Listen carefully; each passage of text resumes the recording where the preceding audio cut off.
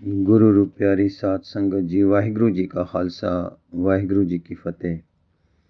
Professor Puran Singh ji ਦੀ ਇੱਕ ਅਮੋਲਕ ਲਿਖਤ ਹੈ ਜਿਸ ਦਾ ਸਿਰਲੇਖ ਹੈ ਆਤਮ ਚਿੰਤਨ। ਆਓ ਉਸ ਦਾ ਅਗਲਾ ਤੇ ਅਖੀਰਲਾ ਭਾਗ ਸਰਵਣ ਕਰਨ ਦੀ ਕੋਸ਼ਿਸ਼ ਕਰੀਏ ਜੀ। ਲੜੀ ਨੂੰ ਜੋੜਨ ਲਈ ਪਿਛਲੇ ਭਾਗ ਵਿੱਚ ਪੜ੍ਹੀਆਂ ਗਈਆਂ ਕੁਝ ਸਤਰਾਂ ਨੂੰ ਦੁਬਾਰਾ ਪੜ੍ਹਿਆ ਜਾ ਰਿਹਾ ਹੈ।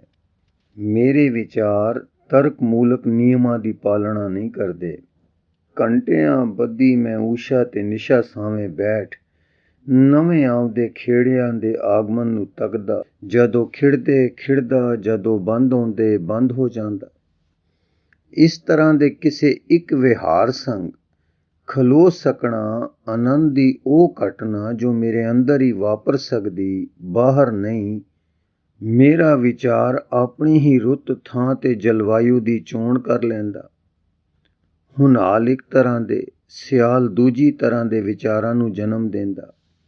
ਇੰਜ ਸਭ ਵਸਤਾਂ ਬ੍ਰਿਛਾਂ ਹਾਰ ਉਗਮ ਕੇ ਮੇਰੇ ਅੰਦਰ ਇਸ ਤਰ੍ਹਾਂ ਤੁਰਦੀਆਂ ਫਿਰਦੀਆਂ ਜਿਵੇਂ ਧਰਤੀ ਦੀ ਹਿੱਕ ਤੇ ਜਾਨਵਰ, ਤੇ ਪ੍ਰਭੂ ਦੀ ਮਿਹਰ ਦੀ ਪ੍ਰੇਰਨਾ ਲਈ ਤਾਂਗਦੀਆਂ ਰਹਿੰਦੀਆਂ। ਆਪਣੇ ਅੰਦਰ ਮੈਂ ਉਸ ਆਵਾਜ਼ ਦੀ ਉਡੀਕ ਕਰਦਾ ਜਿਹੜੀ ਸਦਾ ਇੱਥੇ ਹੀ ਆਪਣੇ ਮਧੁਰ ਸੰਗੀਤ ਦੀ ਬੇਖੁਦੀ ਵਿੱਚ ਸੁਣਾਈ ਦਿੰਦੀ। ਮੈਂ ਵਧੇਰਾ ਸਮਾਂ ਉਸ ਨੀਲੇ ਆਕਾਸ਼ ਨਾਲ ਭਰਪੂਰ ਰਹਿੰਦਾ ਜਿਹੜਾ ਪ੍ਰੀਤ ਦੇ ਕਾਮਨਹਾਰ ਮੇਰੇ ਅੰਦਰ ਤੇ ਬਾਹਰ ਛਾਇਆ ਰਹਿੰਦਾ। ਇਹੋ ਕਾਰਨ, ਜਿਵੇਂ ਮੈਂ ਤੁਹਾਨੂੰ ਦੱਸਿਆ, ਮੈਂ ਇਸ ਝਾਵਲੇ ਹੇਠਾਂ ਇੰਨਾ ਦਬ ਜਾਂਦਾ ਕਿ ਬਹੁਤ ਵਾਰ ਮੈਨੂੰ ਪਤਾ ਨਹੀਂ ਰਹਿੰਦਾ ਕਿ ਇਹ ਨੀਲਾ ਆਕਾਸ਼ ਮੇਰਾ ਸਿਰ ਜਾਂ ਮੇਰਾ ਸਿਰ ਨੀਲਾ ਆਕਾਸ਼।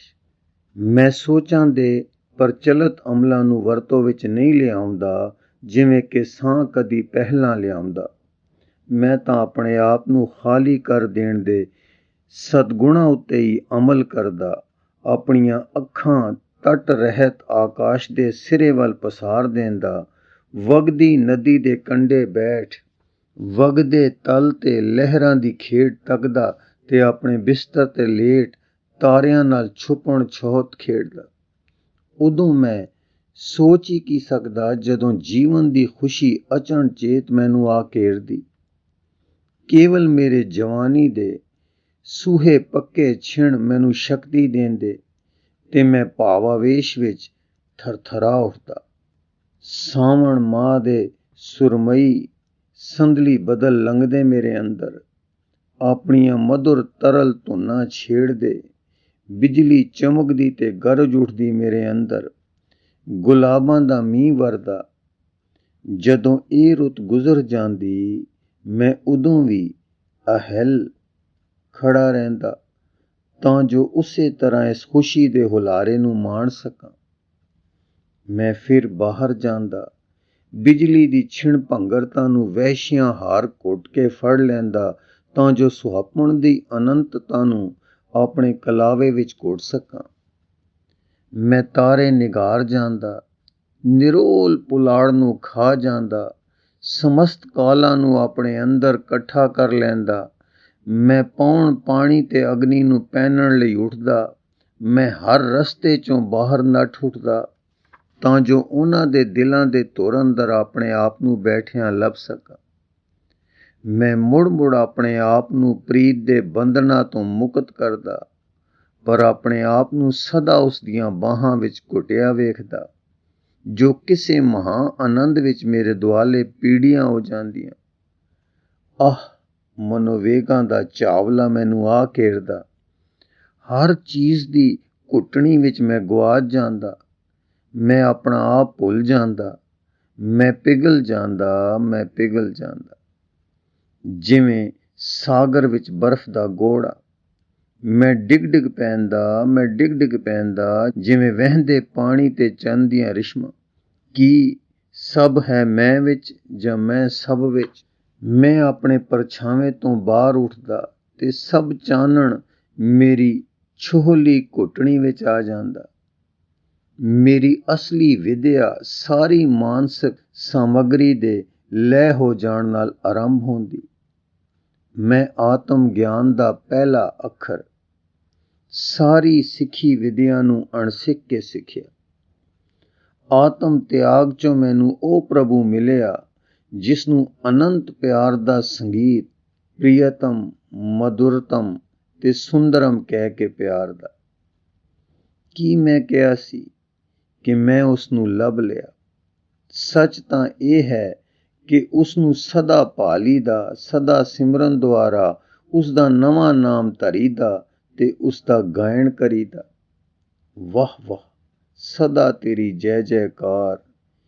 ਇਹੀ ਸदैव ਆਦ, ਇਹੀ ਸदैव ਅੰਤ, ਚਮਕਦੇ ਚਿਹਰੇ ਵਾਲੀ ਅਤ ਕੋਮਲ ਵਿਹਲ, ਮੇਰੀ ਉਹ ਸਦੀਵੀ ਸਖੀ, ਜਿਵੇਂ ਗਿਆਨ ਪ੍ਰੇਮ ਤੇ ਸੇਵਾ ਭਾਵ ਉਸ ਖੁਸ਼ੀ ਦਾ ਰੂਪ ਧਾਰਦੇ ਜੋ ਮੈਂ ਆਪ ਹੀ ਰਚਦਾ ਤੇ ਨਿਹਾਰਦਾ। ਪਰ ਉਸ ਦਾ ਉਪਦੇਸ਼ ਕਰਨ ਸਮੇਂ ਮੈਂ ਮਰ ਜਾਂਦਾ।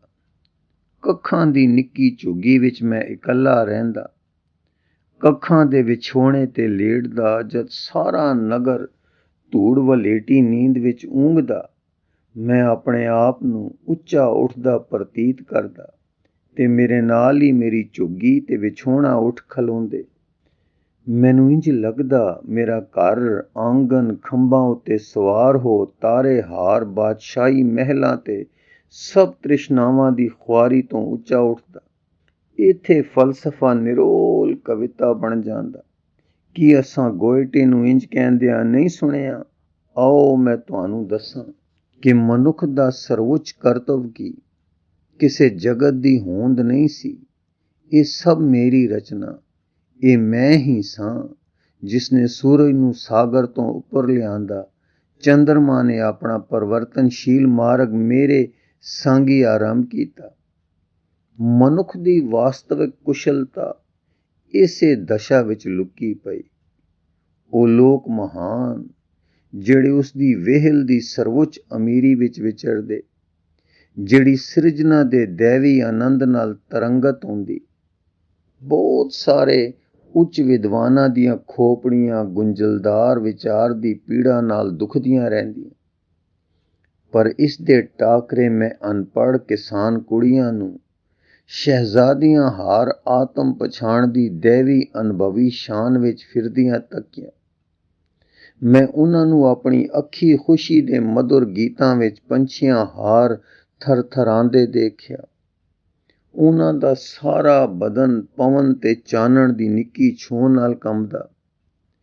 ਪ੍ਰੇਮ ਦੇ ਰੰਗ ਵਿੱਚ ਰੰਗੇ ਮਰਦਾਂ ਤੇ ਤੀਵੀਆਂ ਦੀਆਂ ਧੜਕਣਾਂ ਰਾਧਾ ਤੇ ਕ੍ਰਿਸ਼ਨ ਦੇ ਗੀਤ ਆਲਾਪ ਦੀਆਂ ਅਨੰਤ ਸੁਹੱਪਣ ਦੇ ਕੋਮਲ ਰੂਪ ਨੂੰ ਸਹਿਜੇ ਵੰਡਦੀਆਂ ਇੰਜ ਲੱਗਦੀਆਂ ਜਿਵੇਂ ਲਹਿੰਦਾ ਸੂਰਜ ਆਪਣੇ ਖੂਨ ਤੋਂ ਬਣੇ ਸੂਹੇ ਗਗਨ ਛੰਭ ਵਿੱਚ ਖੁਸ਼ੀ ਖੁਸ਼ੀ ਡੁੱਬ ਜਾਂਦਾ। ਅਨੰਤ ਅਸੰਖ ਰੂਪ ਧਾਰ ਉਹਨਾਂ ਵਿੱਚ ਸਮਾ ਅਨੰਤ ਵੱਲ ਨੂੰ ਚੱਲਦਾ। ਪ੍ਰੇਮ ਦਾ ਆਤਮ ਸਵਰੂਪ ਸੁਹੱਪਣ ਦੇ ਨਾਨਾ ਵੇਸ਼ ਬਣਾ ਆਪਣੇ ਰੂਪ ਦੀਆਂ ਕੰਬਦੀਆਂ ਲਹਿਰਾਂ ਦੀ ਖੁਸ਼ੀ ਨਾਲ ਨੱਚਦਾ ਤੇ ਆਪਣੇ ਹੀ ਸਰੂਪ ਵਿੱਚ ਜਾ ਸਮਾਉਂਦਾ। ਸੁਹੱਪਣ ਪ੍ਰਭੂ ਦੇ ਆਪਣੇ ਹੱਥੀ ਸਿਰਜੇ ਆਤਮਾ ਆਨੰਦ ਦਾ ਸਰਵੋੱਚ ਰੂਪ ਜੋ ਸਾਡੀ ਰੂਹ ਦੇ ਮੰਦਰ ਵਿੱਚ ਇਸ਼ਟ ਦੇਵ ਦੇ ਰੂਪ ਵਿੱਚ ਸੁਭਾਇਮਾਨ, ਜਿਸ ਦੇ ਬਿੰਬ ਦਾ ਵੱਡਾ ਵਿਸਥਾਰ ਜਲਾਂ ਥਲਾਂ ਤੇ ਅੰਬਰਾਂ ਤੇ ਤਰਦਾ। ਆਪਣੀ ਆਤਮਾ ਦੇ ਮੰਦਰ ਅਸੀਂ ਜੀਵਨ ਦੀ ਰਮਜ਼ ਲੁਕਾਈ ਬੈਠੇ। ਨਿਰਮਲ ਸੁੰਦਰਤਾ, ਅਤ ਉੱਚੀ ਮਸਤੀ ਨਾਲ ਮਖਮੂਰ ਪ੍ਰੀਤੀ ਜੋ ਸਭ ਰੂਪਾਂ ਤੇ ਰੇਖਾਵਾਂ ਤੋਂ ਉਚੇਰੀ ਸਰਵ ਸਮਰੱਥ ਸ਼ਕਤੀ। ਸੁੰਦਰਤਾ ਦਾ ਪ੍ਰੇਮ ਈਰਾਨ ਦਾ ਹਾਫਿਜ਼ ਮਸਤੀ ਵਿੱਚ ਕੂਕਦਾ। ਪੂਰਨ ਜਮਾਲ ਤੇਰਾ ਮੇਰੀ ਪ੍ਰੀਤ ਤੋਂ ਉਚੇਰਾ। ਮੇਰੀ ਪ੍ਰੀਤ ਹੈ ਅਧੂਰੀ, ਵਾਹ ਵਾਹ ਕਮਾਲ ਤੇਰਾ। ਤੇਰਾ ਨੂਰਾਨੀ ਚਿਹਰਾ ਰੂਪ ਰੰਗ ਤੋਂ ਨਿਆਰਾ, ਰੇਖ ਭੇਖ ਤੋਂ ਉਚੇਰਾ ਹੈ ਅਨੰਤ ਰੂਪ ਆਤਮ ਪਿਆਰਾ। ਇਹ ਸੁੰਦਰਮਈ ਆਤਮ ਸਰੂਪ ਹੀ ਸਭ ਵਸਤਾਂ ਨੂੰ ਸੁੰਦਰਤਾ ਪ੍ਰਦਾਨ ਕਰਦਾ। ਛੋਟੀ ਮੈਂ ਤੇ ਮੇਰੀ ਹੱਦ ਦੀਆਂ ਸਭ ਮਿੱਠੀਆਂ ਖਿੱਚਾਂ ਆਪਣਾ ਕਾਮਨਹਾਰ ਮੰਤਰ ਆਪਣੇ ਵਿਰਲੇ ਆਪੇ ਦੇ ਪ੍ਰਤੀਬਿੰਬ ਤੋਂ ਹੀ ਪ੍ਰਾਪਤ ਕਰਦੀਆਂ। ਆਪਣੇ ਮਿੱਟੀ ਦੇ ਝੌਂਪੜੇ ਦੀਆਂ ਕੱਚੀਆਂ ਕੰਧਾਂ ਇੱਕ ਗਲੀ ਦੇ ਮੰਗਤੇ ਨੂੰ ਹਿਮਾਲਾ ਦੀਆਂ ਬਰਫਾਨੀਆਂ ਚੋਟੀਆਂ ਨਾਲੋਂ ਵਧੇਰੇ ਸ਼ਾਨਦਾਰ ਲੱਗਦੀਆਂ। ਹਰੇ ਬਾਂਸ ਦੀ ਟਹਿਣ ਦੀ ਇੱਕ ਥੋਥੀ ਪੋਰੀ कृष्ण जी दे होठां दी छोप आ पशु पंछी दे मानव जगत लई एक जागदा गीत बन जांदी। ਉਹ ਪੋਰੀ ਕਿਸਾਨ ਦੇ ਹੱਥ ਵਿੱਚ ਚਰਾਂਦਾ ਵੱਲ ਗੂੰਗੇ ਡੰਗਰਾਂ ਨੂੰ ਹੱਕਣ ਲਈ ਇੱਕ ਪ੍ਰਾਣੀ ਦਾ ਰੂਪ ਬਣ ਜਾਂਦੀ।